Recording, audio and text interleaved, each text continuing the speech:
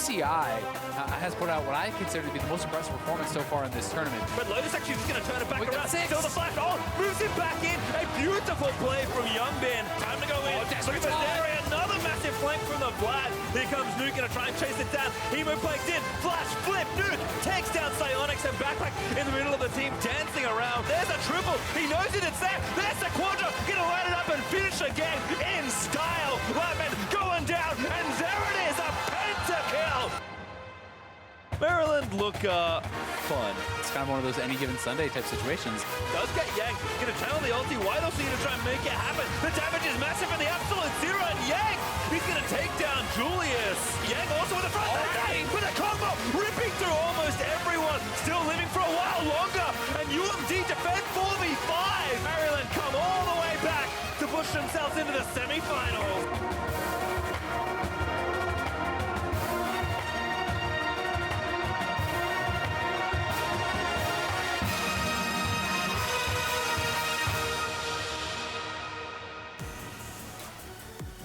Hello and welcome back for our second series of the day, University of California, Irvine versus the University of Maryland. We have said goodbye to Invert. We picked up some higher elo now in this middle seat here. Welcome FlyQuest Academy's current support, JJ.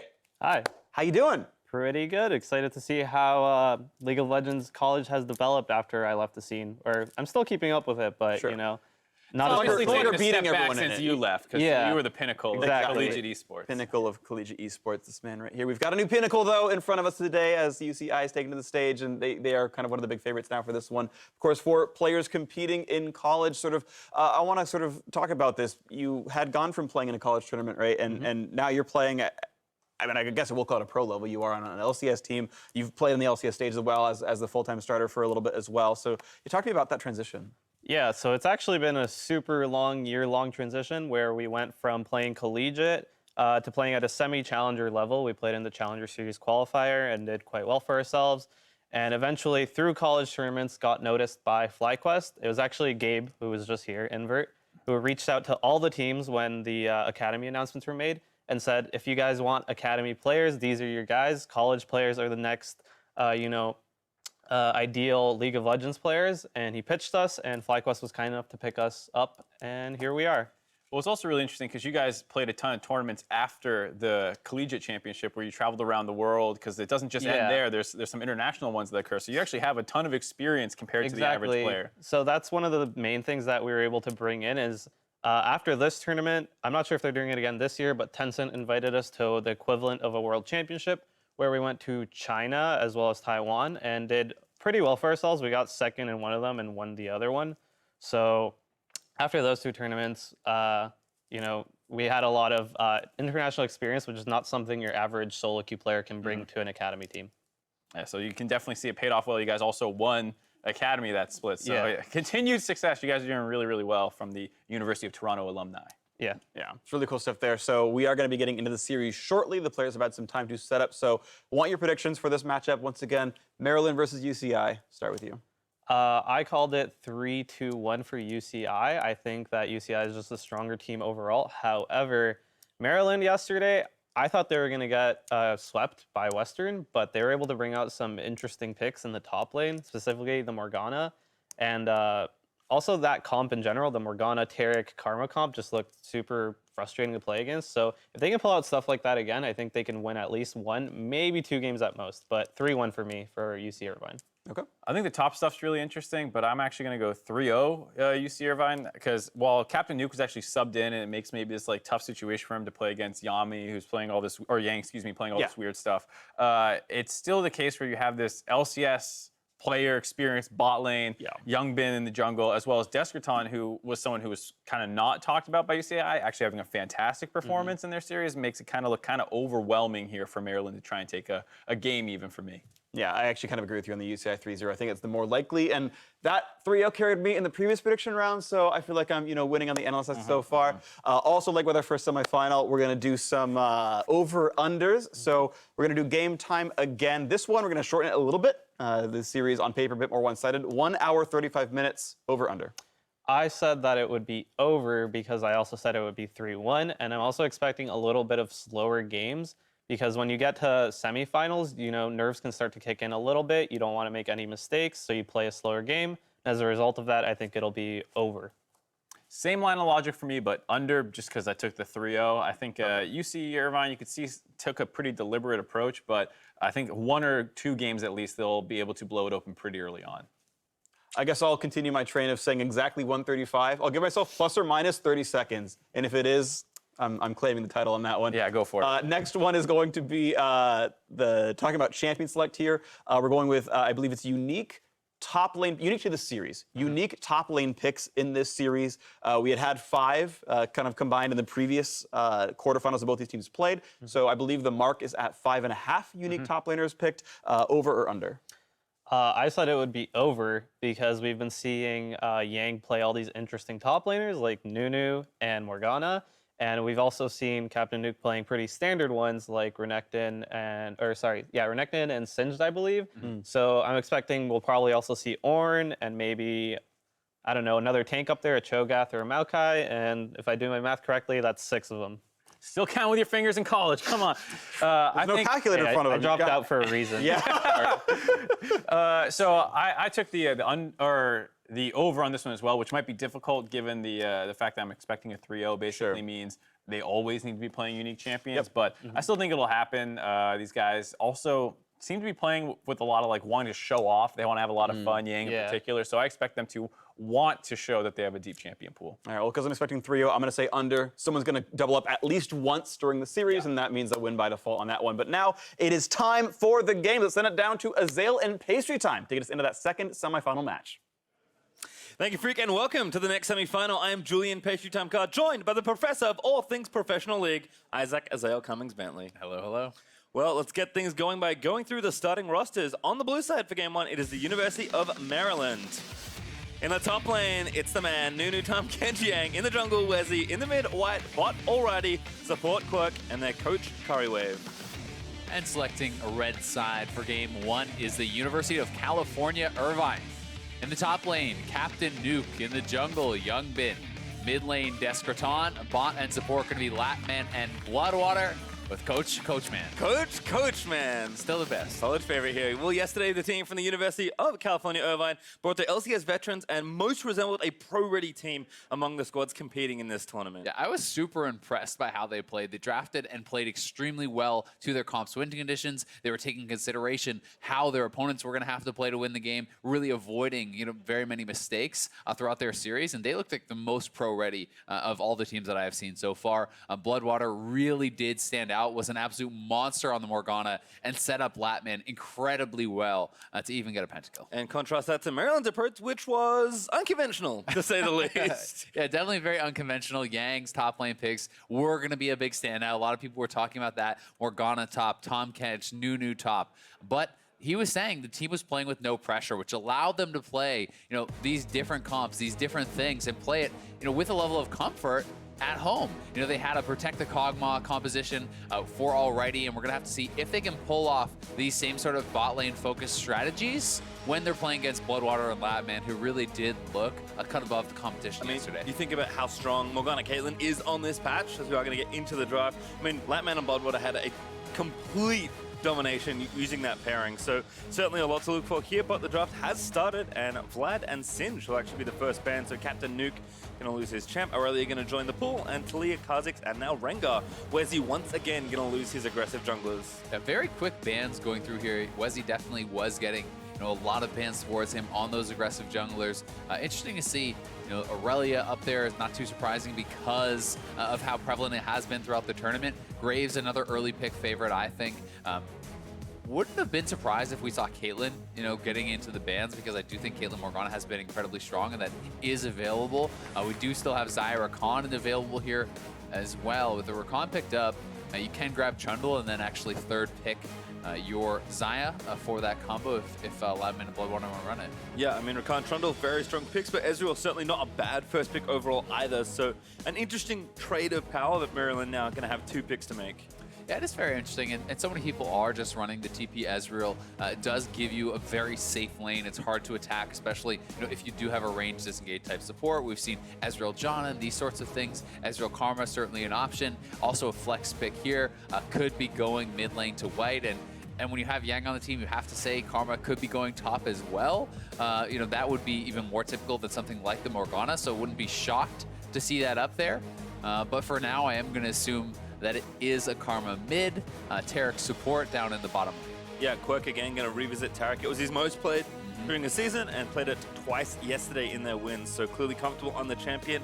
Of note, Kai'Sa also available, perhaps not the best composition for her, but also an option if Irvine want to take it now. So kind of interesting to see what picks were left up, but like you said, it makes sense that an AD is going to get picked away here, but certainly some choices to make. But kind of the obvious one here is Latman does lock in Xayah. Yeah, when you early pick the Rakan, you're assuming that it is going to be the Lovers duo.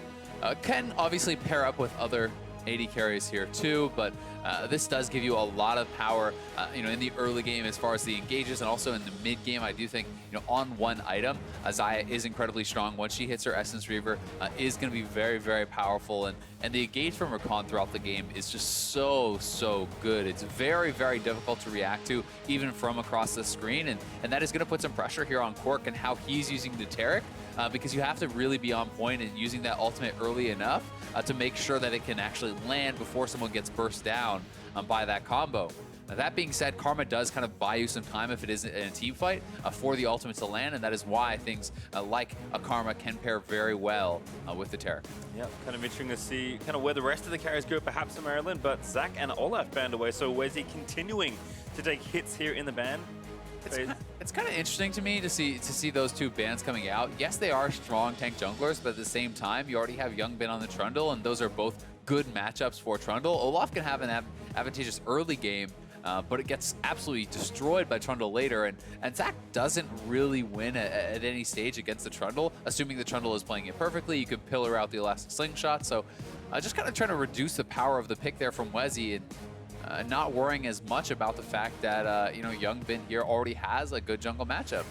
And I mean, that's 4 bans thrown towards him, so that is clearly who they see as the threat. Now going to have to play a new champion, I believe, as well with all those bans. So we'll see what he picks up in a second, as 2 mid laners were banned. So Discraton's going to take Rise with Zoe and Orianna taken off the board. We've seen in some of these games with heavy bans Xin come through, there is always something like a Sejuani as well, but playing Sejuani into Trundle feels really bad, especially when you're playing Aftershock, plus your actual Frost Armor passive there from Sejuani. If you get ulted by Trundle, you can actually go into negative resists and get completely shredded.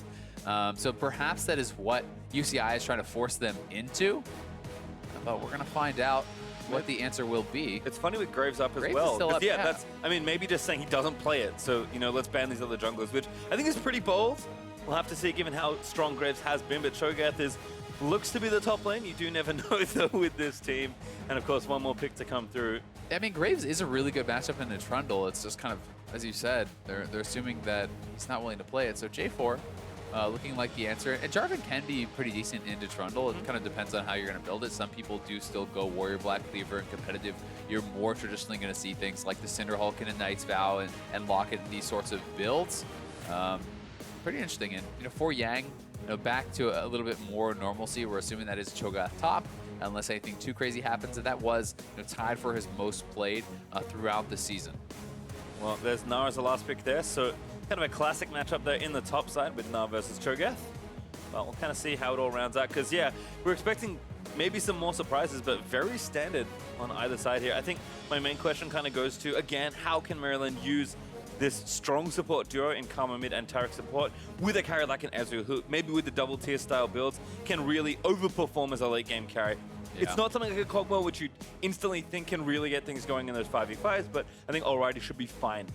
And it'll be interesting to see if they feel that they need to bring a little bit more damage to the table and have a more aggressive build here from the Jarvan, because yes, if it is a full tank Jarvan and full support Karma, then it is kind of all on the Ezreal to get that damage done. But Cho'Gath still is really going to help you on the front line killing, with his obviously true damage ultimate. If Jarvan is going to be going something like a Black Cleaver, even Black Cleaver tank, that can certainly help there as well.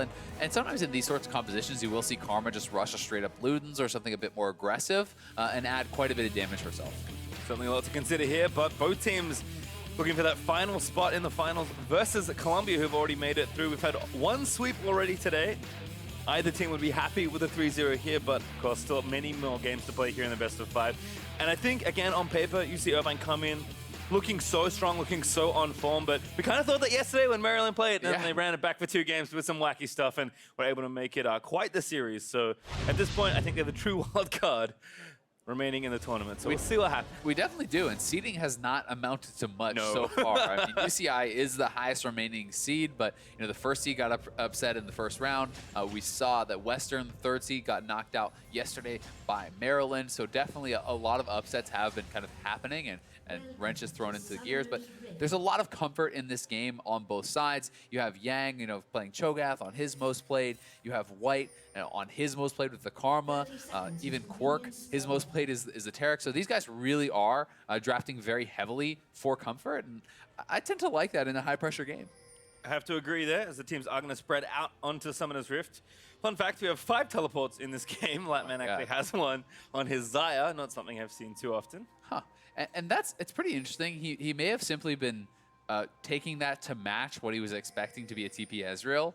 And now it is not a TP Ezreal, so we'll see how he's going to be able to kind of navigate this and make that work for him in the lane.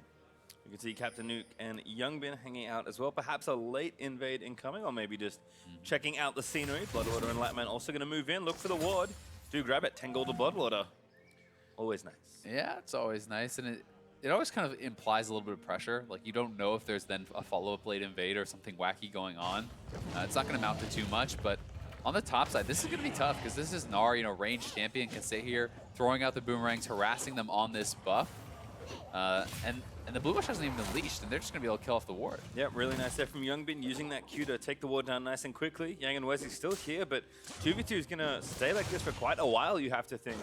Yeah, Karma has the push, though. So now they have to back off, and that's kind of just a lot of wasted time here for Youngbin. And Youngbin is actually going to get harassed perhaps a little bit by White, but he does decide to back off. Pretty interesting start. I mean, I think it's worth the try to go for something like that, but the UMD played it very calmly, just waiting for White to shove it out, waiting till they have that man advantage, and that's just going to mean Youngbin is a bit behind off the bat. Yep, going to start that for a little late, so we'll kind of see how that influences the early game here. Down in the bot side, though, already pushing forward, being level 2. Kind of surprised to see them play a bit more aggressive in this lane. Usually expect Xayah to get the push going with Rakan. Yeah, but one of the things that kind of mixes that up is the fact that you have a Relic Shield support here. So on that first wave, you can actually use both of those charges if you really want to get the push. More commonly, people use one on the first wave, one on the second. But still, it's double minion dematerializer and a Relic Shield to no dematerializers, no Relic Shield on the other side. They even each spent a charge on this next wave. You dematerialize the cannon, you dematerialize one of the melee minions. You're going to have the push, and you can kind of expect them with this style of play and with this setup from their runes to have Xayah and Rakan under the turret. But that does mean you can be vulnerable to any potential ganks, and that's why, thinking a couple steps ahead, Quirk is over here, deep warding, and will catch Youngbin as he comes out of that push. Yeah, can't see him exactly, but might as well be able to. And of course, when he moves out, he will be able to. Not going to get spotted, so knows the blue is gone, knows where Youngbin is. Youngbin, though, good brain there, going to make sure he sweeps out the ward using that plant. Yep.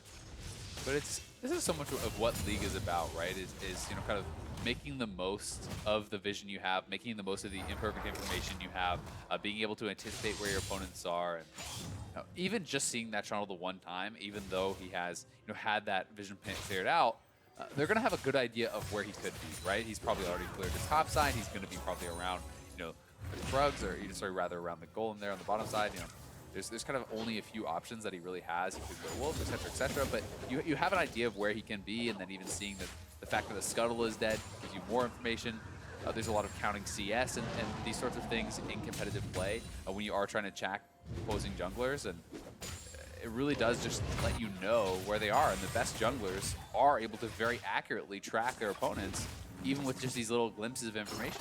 It's kind of interesting that you mentioned the dematerializer, because I just looked back over, and Karma has some as well. So 18 to 6, if you want to count total dematerializers brought to this. And I think, given how UMD have played, much more mid-late game focus, playing more teamfight comes willing to drag the games out a bit longer and trust more in their coordinations. Wezzy, though, going to get it going early. What a great dazzle! Bloodwater ignited and taken down for first blood. Nicely done there from UMD. They pulled the trigger and just catch Bloodwater out. I think he just needed to early flash, but he thought he could maybe just get out without it.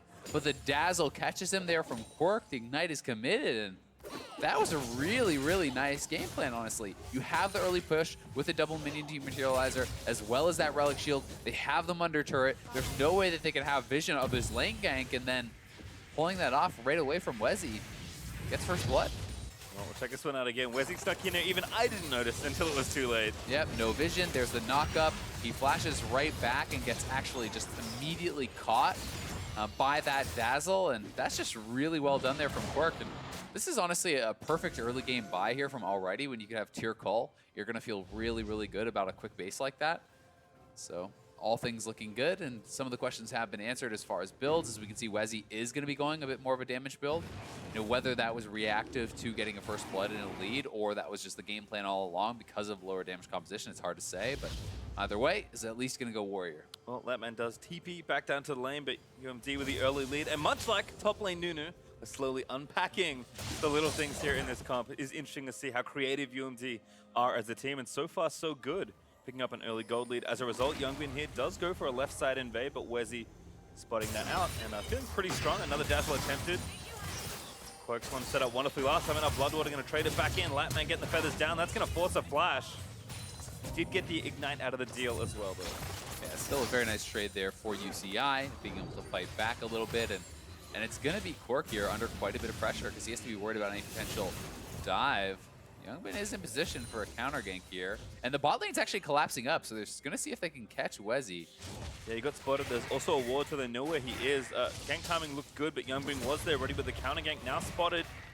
Going to see the Rakan soon as well. Does steal it away, so Youngbin with a bit of counter jungling getting done there, and White can't really help out with Bloodwater just next to the jungler. Yeah, got the big raptor as well as almost all the little ones, I believe, and Latman kind of bailed out and went back to bot lane to collect the wave. So honestly, a nice little play there from UCI, utilizing the fact that they had to push in bottom lane, making use of these small little advantages when they find them. And this is one of the things that really impressed me about their play yesterday. You can see Youngbin also rushing the Tiamat, just kind of trying to maximize farm here on the Trundle. And it can be a very, very powerful build because Trundle with Tiamat farms so incredibly fast and can get you out to a pretty strong lead. Wezzy down bot side for the revisit now. See if he knows it's warded. No, does not. He's going to path over the wards, so UCI will play appropriately. Actually have both brushes covered pretty nicely. Bloodwater wants to interrupt at the very end of the recall. Just be annoying as possible. That's basically your goal. Anytime you spot a jungler, you don't want to immediately just bail out and run away. You're trying to waste as much of his time as possible. You want him to think that, oh, well, maybe they don't know I'm here. Maybe I can actually make this gank happen. And Bloodwater just kind of maximizing that. But Wezzy going for the long con, so maybe they actually don't know he's here now. So yeah, we'll find out how they're going to play. Looks like a control orb was put in that brush and turned the other ward off. So now it's kind of a guessing game. Wezzy going to turn off for a little while longer, but actually goes back home. Might have been timing there for a gank, but 6 on Latman with the flash, probably making that a non-event. And it's hard to know because you don't know where the Trundle is, right? So this has been going on for a long time, and if you're trying to make this play happen for so long and Youngbin comes down and counter ganks, that's going to be a disaster. Also, if you're losing your topside jungle, that's going to be rough. So they did actually spot Wezzy going in, and this is a 3-man collapse on the blue buff. He could be in trouble here. Still has no flash. Yeah, Descartes coming down. White a little late on the play. Now going to get rooted up and moved back by the pillar. The ult out from Jarvan, but Nuke able to claim the kill on the blue buff, stolen by Youngbin. Just really well done there. They get the blue buff, they make the collapse happen, and get a kill here as well. And there's no way that White can actually continue this play because there's so many extra members on the top side. Drop fight. Yang instead maybe wants the Trundle. Youngbin does get the farm, but now Yang a little too far forward. Nuke dealing damage to the pillar. Doesn't quite catch him, but they do force the flash out of the Cho'Gath. Yeah, I thought Yang was just going to come up and feast the Gromp and walk away, but actually, fancying the fight there, overestimating it seemed like his position. Both members were still there. Captain Nuke and Youngbin were still both around, so gives up his flash for really nothing. Yeah, Doran's Blade fades there for the Gnar, so Captain Nuke more than happy for a scrap. And you mentioned the Tiamat Trundle already, also pretty good in any sort of skirmish. I mean, he's basically doubling him up on farm now, right?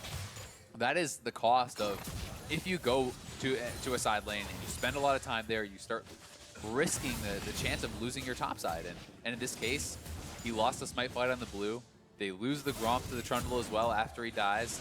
And now, despite the fact that he has first blood, he's actually down in gold to the Trundle. And I think as much as we've praised UMD for their creativity, and rightly so, I think the same can be said for UCI and their decision-making because of how crisp, especially Youngbin has been from the jungle position. Yeah, and this is just smart play, right? They have this warded out. They knew that Trundle was on the bottom side of the map. They know the blue is respawning. They assume Wezzy's going to be up here, and this is just a 3-man collapse. No flash on him because of that early first blood that he got. So an easy collapse. They get the kill. They take the side of the jungle, and that limits, again, his options, right? Because now he doesn't have very many camps on the top side. That's going to kind of force him back to the bottom side. That's why Youngbin is sitting here. That's why he is waiting, because he's saying, all right, well, he's going to come bot. He's going to try to farm this side of the map and potentially look for a gank. Maybe even look for this Drake, actually. UMD changing tactics just a touch. We'll start off this Cloud Drake. Have good vision actually here in the river. So everyone going to roam through, and with 4 people there and no vision for UCI, they will take that first Drake down, nabbing a Cloud for themselves. Nicely done from UMD. Doing what they can. And Karma does still have the push. You can see these guys have been using their dematerializers pretty liberally, though. You know, White is already out of them. Alrighty is already out of his as well. Quirk may hold on to the last couple just in case there's a banner, but... Ooh, Captain Nuke looking for a solo kill. flash. Needs one more proc. Auto needs to come through. Nuke able to grab it under the turret. Yeah, that's the cost of Yang actually going over and fighting and giving up his flash by that Gromp. He didn't even get the Gromp, and now has no flash to escape from a solo kill from Nuke. And if you start bleeding out that much in the top lane against the Gnar, it's going to get really, really rough. He'll have you under your turret. He'll start taking structures, and he can really start to outpace you as far as the damage goes. A little bit sweeter for Captain Nuke as well. We talked about the Maryland players having experience actually winning high school tournaments. Captain Nuke was on the losing end of that final all the way back in 2015. So must feel nice to get a solo kill there, 1v1. Youngby going to make another dive happen. Bugwater here as well as Discraton. Going to try and grab the root. Chilling Smite down, but the TP through from UMD. Going to look to defend. Ryzar going to try and get him out of there. Yank says yes. That was very close to being able to get interrupted, perhaps. But either way, they get in. They get the teleport out from Yang, and Captain Nuke is back to the top side, has his TP available, and a Black Cleaver complete. Free flash there, I suppose, from Discraton. Yang getting some value out of his TP as he does force the mid lane summoner. Yeah, not too bad. It's kind of just a respect flash. I mean, if you get tethered and then you get knocked up, you have so much damage that's going to come in because it is going to be the Mantra Q from Karma, and then the Feast is available. Wezzy up to the top side. He's going to be spotted out, but this is getting scary for Captain Nuke into Yang. I mean, Yang is down 2 levels. Ooh, another double dazzle there from Quirk.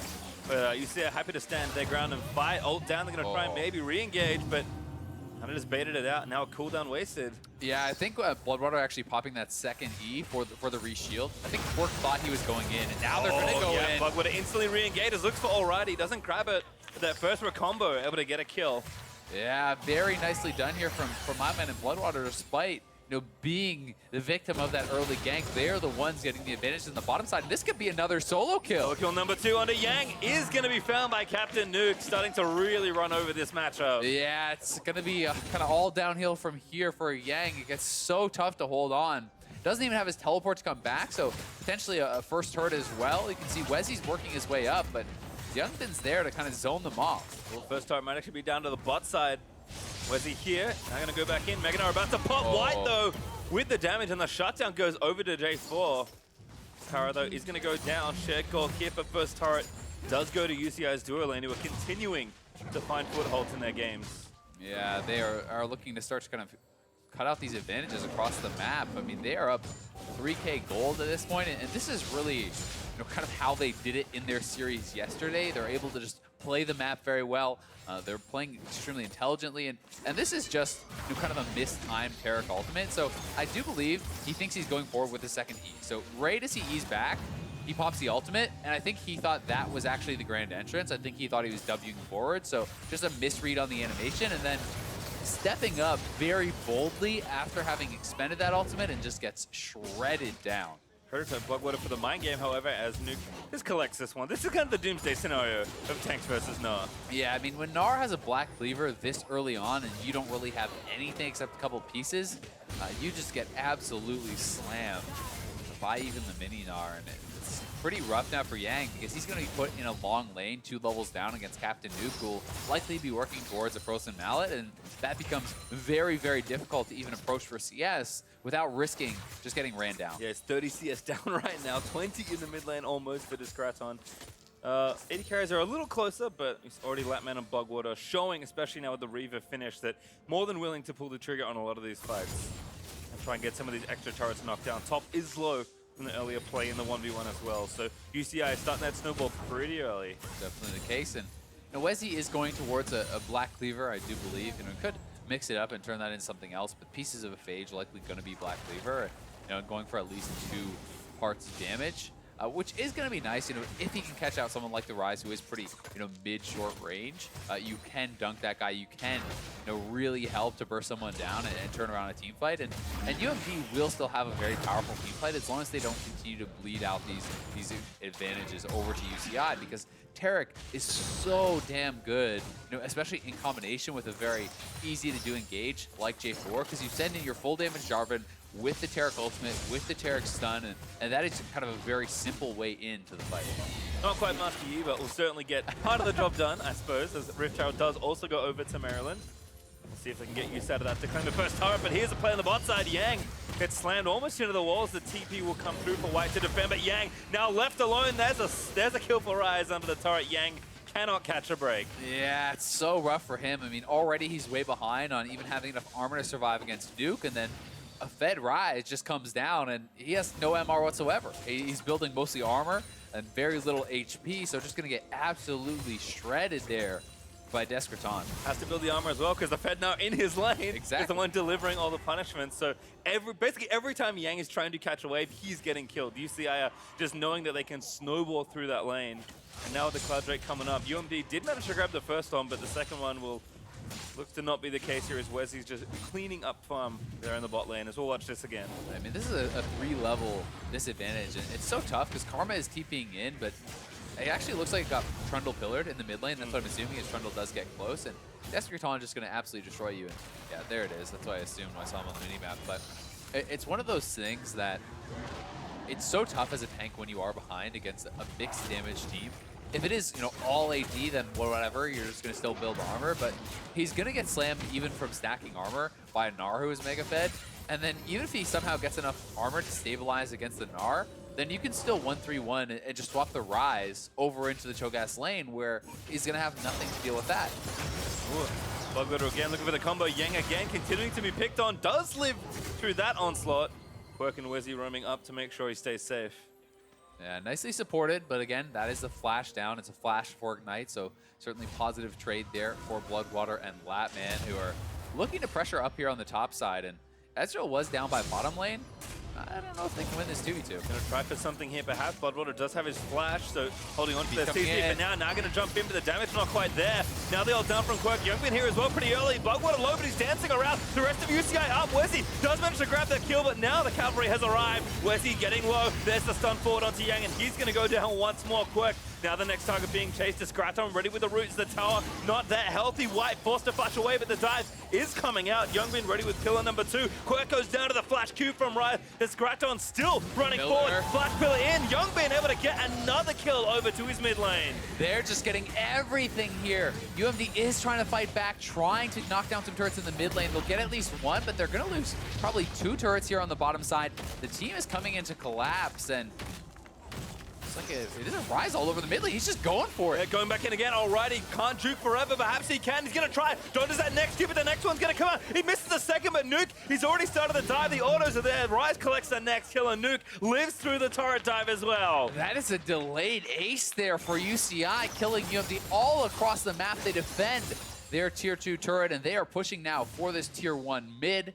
Baron is going to be up on the map in a minute, and they are getting so far ahead off these plays. Yep, the outer ring is going to be felled close to 7,000 gold ahead once this turret falls down. And again, this team that has just so cleanly snowballed every single one of their games is continuing the trend here in the semifinals. They just play the map so incredibly well, and when you're losing, you feel like you have to make plays, and UMD is doing this, but Bloodwater waiting until the Cataclysm is in the air to flash that, so this actually gets away, kind of baiting them as far in as possible. It's a double TP coming in from behind. Youngbin is collapsing. This is 5 members from UCI showing up. Ezreal's on the other side of the map.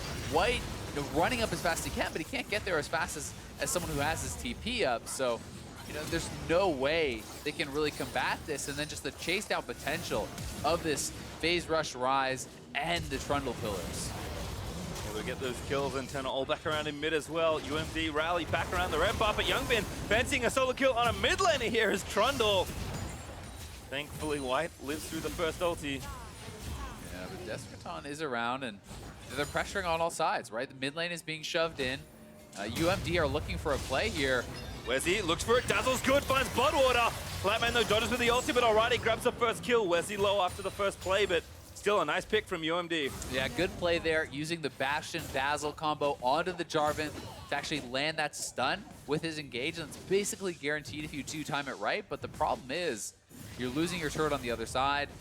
We'll see if Desperton can actually get out. 3 members are collapsing. Gonna fight. He knows he has to. Starts the combo out, but Wesley gets a knockup. White still dancing around Yang. He finally wants a kill for himself. We're gonna reset the gold time of the feast is ready to go. And who's gonna grab it? It will be Yang. Shutdown gold to the Cho'Gath. Yeah, very well done. They do collapse. They get a kill there, but it's a kill for a turret. And you saw as soon as those members were spotted going over for Desperton, Captain Nuke goes right back up to the turret bot. He starts pushing that back in. He's going to get the bottom turret. So they're just playing the map, pulling their opponents apart so well. Even when UMD makes these good collapses and finds kills, they need +1 to 2 members to guarantee those kills. And that means someone else is pushing elsewhere. Someone else is creating pressure and getting objectives on the map. And that is really what UCI has excelled at this entire tournament. Have to agree. And UMD, unfortunately for them, will be playing catch-up for at least the next 10 minutes in this game. UCI has built themselves such a strong lead that they're able to really dictate where and when things happen. Maryland, again, doing what they can to get some gold, but it'll take a while to catch up with a lead this big. Yeah, I mean, you just look at Yang versus Captain Nuke. Captain Nuke is almost 4,000 gold ahead individually, right? Like, that is just disgusting. That's almost an unwinnable, lead at that point. Like, if there's a one-on-one at all, there's no possible way. There's nothing that Yang can do. You even see Captain Nuke building towards a Blade of the Rune King, so he's going much more for split push style. Really does want to continue to be able to push this advantage and shred Yang. And building damage, and in particular, percent HP damage is how you continue to expand that lead. Again, been such a nuisance already. Was kind of a problem with just a Fade, and now it's gotten even worse. Now that item 3 is on the way, Yang does make his way over, but Latman holds on to his cooldowns for now. UMD, I think, trying to get vision around the Baron, but you already mentioned Nara is the problem. Teleport will be back up soon for Nuke, and he's very close to knocking down the inhib turret. At this point, they're going to try to rush Baron. I mean, there's really nothing else going on for them. They know Nuke doesn't have a TP, so they're just saying, all right, let's go for it. We have Cho'Gath, and we'll see how it goes. Well, they've already started it, but it's taking not enough damage right now. You can see it now. They put a control ward in to get the vision. And yeah, Nuke's like, fine, I'll take the turrets. Baron's still, again, so much stronger now. Where's he going to dive back in? They're going to look to turn for the engagement. Latman with a great ult. Gets the better suit of them over. The Cosmic Radiance is pretty good. They'll take down the Xayah. Nuke will look to claim the turret in bot side, but UMD, they get at least 1 kill. They do get a kill, and it was a great Taric ultimate that protected them from so much of this damage. They're just going to return to the Baron. I mean, I feel like they're a little bit paralyzed right now. They're not sure what they're supposed to do. They keep canceling their bases. They're changing their mind. They're canceling their bases again. And now they've just essentially given up that inhibitor. Oh, good silence. It should be a kill over onto the Rise as a result. So they get 2 out of the deal. No! A flash away is Wesley going to try and finish him off. Flash auto is enough, but he bought so much more time. Nuke in the bot side was able to grab that inhibitor as a result. Yeah, so they got 2 kills. You know, that is something going on for UMD, but it's an inhibitor and a turret given up as well. Youngbin gonna grab the dragon, and they just don't have enough damage to burn down the Baron very quickly. So there's some split decisions, certainly, not knowing what exactly they should be doing in that situation. And Nuke just playing it calm, staying in the bottom lane, expanding his lead even more. Almost up 100 CS at this point over the Cho'Gath. We talked about it, UMD, when you're this behind in, as almost any team, you need to get some trades because you need gold. But the trades get worse as the game gets longer because it just takes long to catch up. And it feels really hard to make any right decision. Like, almost everything feels wrong because the opponents just have such a massive inherent advantage with their gold lead. But it is something that you want to see. You want to see UMD being proactive because you win this game 0% of the time if you play passive. Yep. There's just no way because you'll sacrifice all neutral objectives. You'll give up both sides of the jungle. The gold lead will expand. You'll have no chance. You do have a chance, albeit a small one, from this really big disadvantage if you force parent, if you get a perfect team fight, if you get that 50-50. These are ways they can have a chance at winning the game. Well, back to Baron is the call. UCI not quite in position just yet, but speeding over with the second cloud that Youngbin picked up only a minute ago. And now going to go in. They're going to just try and force the fight. Hope the Baron goes up, but UMB again looking for the fight. Flatman again with the ultimate down. Block trying to time the backline. Charm in the front. Where's goes down? Flatman grabbing the first kill, but White also getting low as Yank does kill Latman. Able to get a counter kill there on the other side. It's a bit of a mess. 2 versus 2. Nuke goes in, looks for the sweep, only grabs Quirk on the right. He gets over the other side. White trying to protect the carry. Might be able to run a 2v3, but the minions in bot side probably going to say no. Yeah, pretty close fight there. It is the 2 for 3. Tarek didn't even have his ultimate. I mean, if Tarek had his ultimate up during that fight, that might have gone well for UMD there. As it is, they trade, 2 kills for 3. They are getting pressured on the bottom side of the map, but still, not a bad play overall. They're playing out these team fights pretty well, and the next fight will have Tarek ultimate available. So if they can execute really well in these fights, really well in the engages, and get a kill on someone like Latman or Descraton right off the bat, they have a chance. Well, Alrighty is pretty close to finishing his second tier item as well, so certainly the wheels are in motion. So watch this team fight again. And here it is again. It's all about the Bastion Dazzle combo with Wezzy. They're going to send him in the back line over onto Latman. Latman, very nice timing, and the Dazzle just barely missing out on him. But imagine a world in which that Tarek and the Cho'Gath are immune to damage as they're going forward, right? That buys so much more time for the carries and does give you an opportunity to turn it around. As it is, they just got shredded down because this is mostly a full damage Tarek at this point, and he's not going to be very, very tanky. But Alrighty, certainly having a good fight for himself and doing his best to kind of keep his team's hopes alive. Yeah, pretty close to transforming as well. Does have the Archangel's now finished. You can see the damage he did was a lot, but needs a little bit more work to get it all done. Oh, Youngman may be caught in front of the Baron. That's never a good spot to go. Another closing down. He's going to go down. Where's he stays alive? The team's still going in alright. He needs to dish out the damage. Lightman still free firing from the backside as Bloodwater dives into the front. A scoop from Nuke. He gets quite a lot, but the carries are still alive. Quirk is low, but the Rise is popping off on damage. Now the team going to ride through. Alrighty, going to have to cut it out. He flashes out. Going to try and dodge the feathers. Does do so, but burns the flash as a result. Oh my god, another 3 for 2 by the Baron, but they're actually just TPing mid lane here. Latman is going for the macro plays, trying to push it down mid, and they can try to force for a second inhibitor. So key that Alrighty was able to escape that though, playing it very intelligently in the final moments of that fight to kind of stay alive. See if they can defend this inhibitor. Yep. 10 seconds. Not found, so does make it back to base to try and defend. Inhib turret will fall, but Inhib should be safe with White respawning. I mean, they're hanging in. They are still kind of slowly falling behind on gold, but they are hanging in there. They're finding their opportunities. Captain Nuke does have the Blade of Rune King done, and now it looks like he's finally going to go back towards tank. And when you are joining the team fights as kind of this full damage Gnar, there is a possibility to get burst down. Here is the Cosmic Radiance coming down. Youngbin is dead right off the bat.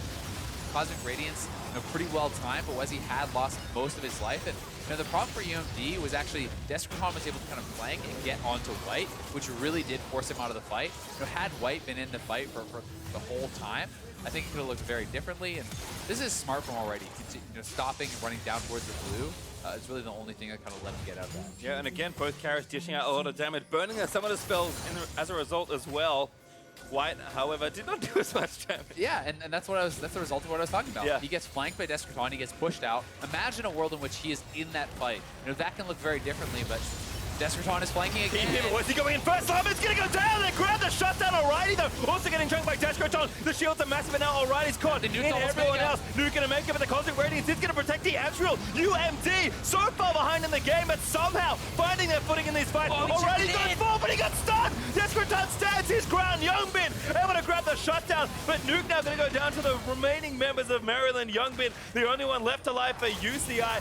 How are they making these fights even close? Tarek and Karma, the amount of survivability they get is so incredible there.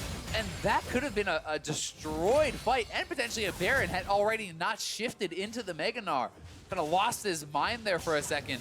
shifting straight into the carries. But they had played that fight so incredibly well, but still, they come out on top. Another 3-for-2 fight, this time for the other side. Just a reminder that that's basically 10,000 gold ahead for UCI, and somehow these fights look even in gold. So we'll watch this one again. I mean, it's engages. Wezzy gets right in this time.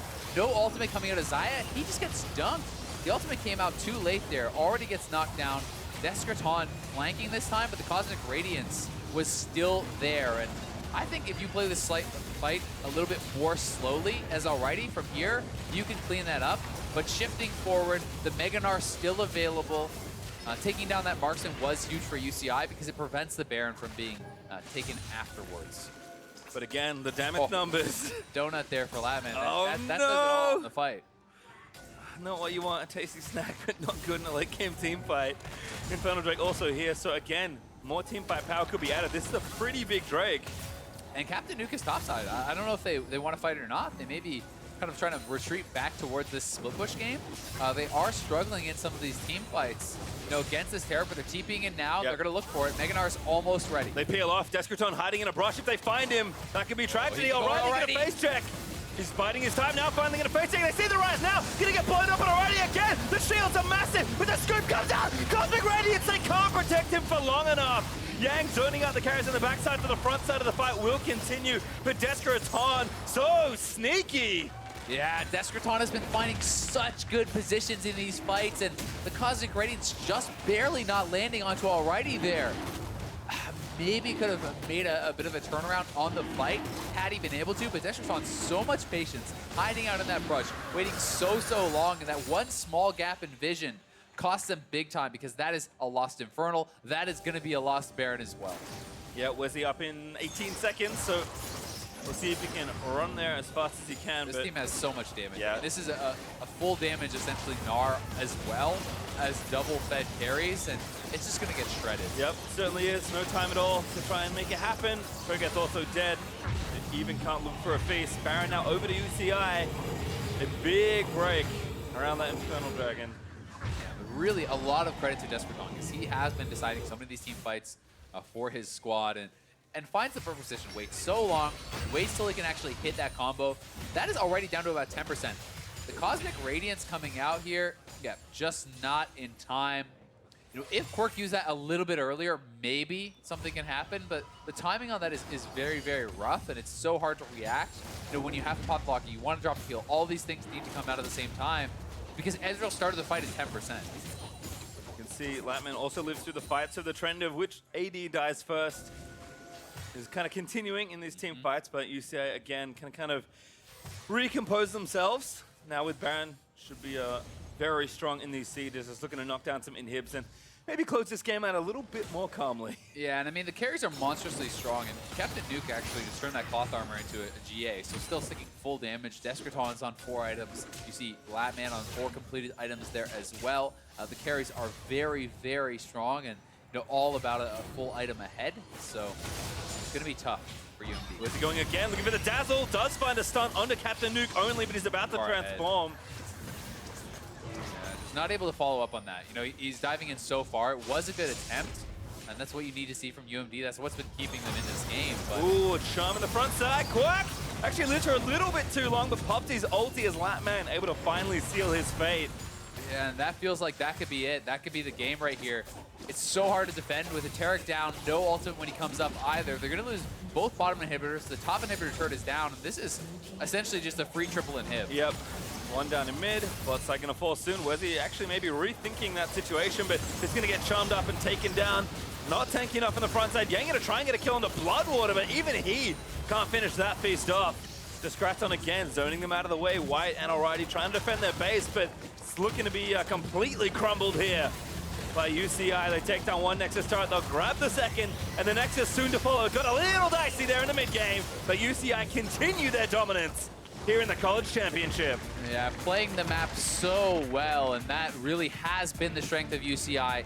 Finding objectives, always being able to get advantageous trades because they're controlling the minion waves, because they're winning those lanes, and really looking like a very measured, very controlled game from them. Credit to UMD, though, from behind, being able to team fight so very well. making UCI really work for it around the Baron. Multiple very, very close fights. You can tell why they like to play these team comps as well. Karma Tarek is something that I don't think that many teams really play, but most play champ for both their mid laner and their support. Kind of makes sense why, given how well they played with that comp. And again, like you said, even though they were monstrously far behind, the creativity and how well they played together for a team that's been playing together since high school, at least some of their members, kind of makes sense why the synergy is looking pretty good. Yeah, definitely the case. And I want to kind of credit Descraton as well, though, because there was a number of fights that it actually looked like UMD were going to win off of very good engages, off of very good, setups for those team fights, especially around Baron. And Descraton found multiple flanks, eliminating White in one of the fights, pushing him out where he wasn't able to contribute at all. That was a very close 3-for-2 fight. Had he been involved, maybe they win that. The flank by the Infernal Dragon, which essentially kind of led to the doom of Maryland there, where he, 90% the AD carry off the very start of the fight because of this flank he had hiding in the bush. Like, he was very creative with where he started the fights from, and just really, really impressive Rise play. I think as well, he also it's funny that we forgot how good his best of 3 series earlier was as well. On the Vladimir, constantly flanking, finding again those great team fight positions. Unfortunately, Bloodwater hilariously overperformed, so it doesn't look quite as good. But again, this is a team that clearly has a lot of talent and is playing very well together. Maryland, though, I think once again, coming up much closer than I would have expected given how the game started. But to give us their thoughts on Game 1, let's send it back to the State Farm analyst desk. Thank you very much, Pacer Time and Azay. Let's talk about this one. For predictions, that was 3-1, 3-0, 3-0. This game was definitely a lot closer than I think many were expecting coming in. Team fight power, pretty strong, actually. It was a lot closer after it wasn't close at all, which is what makes it really weird, because I was like, it's going exactly as I expected, and I was like, oh, wait, what's going on here? Yeah, it looked like Maryland was getting kind of rolled through laning, but when it came time to team fight later in the game, you could tell that Maryland had that coordination that they needed. Although they didn't have exactly the best comp for team fighting, they were able to get a good Jarvan into Taric combos and the Taric ulti to follow up, so they were actually able to clean up pretty good fights, all things considered. They're down like, what, 8K gold maybe? Yeah, they were down a fair amount. We did have a discussion about like whether Ezreal was the right pick for this comp, because in their quarterfinals, they had a somewhat similar comp with the Kog'Maw, and you're like, oh my god, it's this crazy protect the Kog'Maw comp. They went a 4v5 in their base with that. Yeah, Kog'Maw's exactly. like hard to carry. I mean, Kog'Maw's just known for that, especially when you pair it with the Ardent Sensei using Karma. And then here, you power pick the Ezreal, but then build the rest of the comp the old way. And it's not necessarily wrong to start with the power pick Ezreal, but then it didn't quite feel like their game plan adjusted.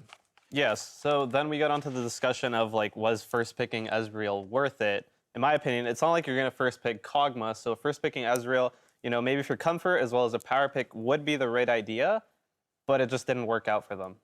Yeah, do you think it didn't work out just because like top lane was so hellish, like Kog'Maw would have like stopped the 8K gold deficit from happening? Or is it just like, should they have just like said, screw it, we can come back from 8K more easily playing something like Kog?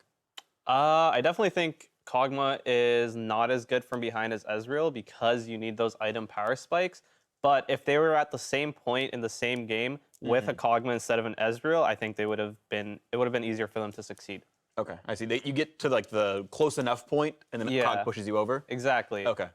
Yeah, it was also interesting too because UCI spent like 4 jungle bans at and Talia. Yeah. And Talia is not a jungler yet. Yeah, not an 8-9.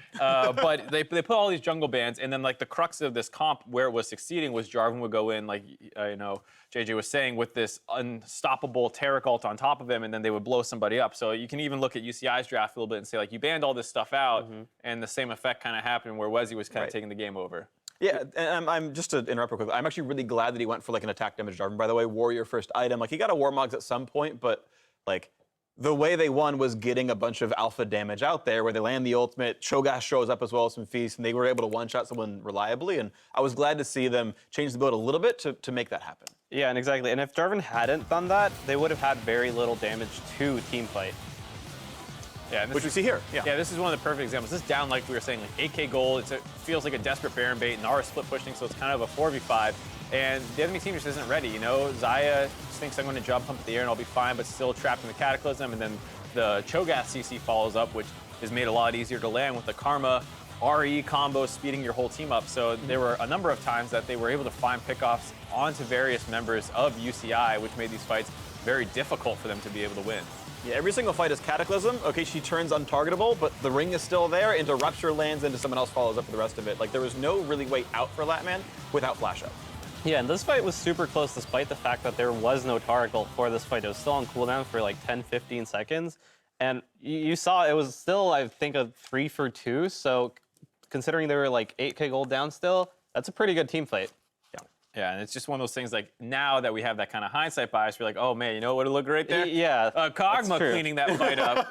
But like we're saying, you don't expect to fall 8K down. You don't expect your top laner to get solo killed 3 times or whatever it was. And those were the bigger issues this game, really, than the Ezreal pick. But once you got to those fights, you're like, ooh, that Ezreal is not doing quite enough. Yeah, and I think that also brings up the question of should Yang be playing these standard picks that he may not be that comfortable on, whereas he was having success on those weird things like Nunu and Morgana. So maybe he tries those, or he has another trick up his sleeve that he can play. But so far, the standard picks did not look like it was working for him. Getting solo killed twice definitely need to get away from that, because that is a huge liability that you're going to have a hard time winning the series with. So I agree. Something has to change to make that work better. We do have a replay of good team fighting coming out of UCI, though. Finally, they found a way to get in there. There's Ryze flank, of course, helping quite a bit. Yeah, this was a funky setup a little bit with the Ryze over there, and it just kind of let them almost instantly win the fight by blowing up the enemy team's AD carry, and they tried their best to keep him alive, died right before the Taric ult came in, and that was one of the few times that they were being forced to use it defensively as opposed to offensively, with the Jarvan blowing up someone on the other team. So as soon as UCI was kind of able to pick their own fight, that massive gold lead actually mattered a lot. Yeah, exactly. Yeah, it's actually incredible like how much backline damage there was, because Ezreal's probably the single safest champion in this scenario. He's got a Seraph's shield, he's got Arcane Shift plus Flash, he's got a Karma and a Taric on his team, and they still bursted him in time. Like, it's actually ridiculous how much they had to chew through to get the kill, but it did happen. But then we go back to, does he need all that protection? Could they just use more damage instead? Right. But they first picked the Ezreal, so then we have to go back to draft and see how they can work that out and have a stronger fighting team comp, rather than one where they have this strong pick early and then it doesn't exactly mesh with the rest of their comp. Yeah. Yeah, it's one of those things where you saw the damage graphs. While both 80 carries were equally at 26K, the rest of the team on the side of Maryland doesn't have as much damage. The Karma sitting about 10K under her counterpart. And I think the Cho'Gath was the same way. So you don't have much backing that Ezreal up, where it's, you could argue maybe just take a standard mage as well, because while the Karma was effective at kind of helping find those pickoffs, it did feel like the Taric Jarvan was doing most of the heavy lifting. So there are a couple different things you could look at swapping around, but the Karma also picked pretty early on. Of course. So we are going to go into game 2 in just a little bit. UC Irvine had picked red for game 1. Maryland picked blue, so we're going to stay on the same sides here in the second game, and we'll see how it goes, if Maryland can even up the score, or if it's going to be a 2-0 start for UCI. We'll see you here after the break.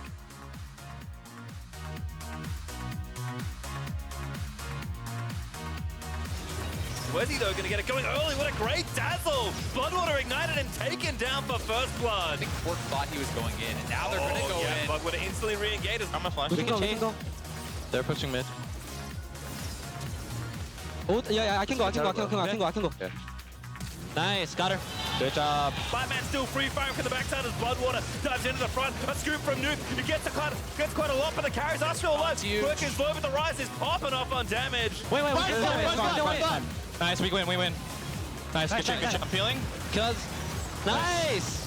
Feels that. Jarvan.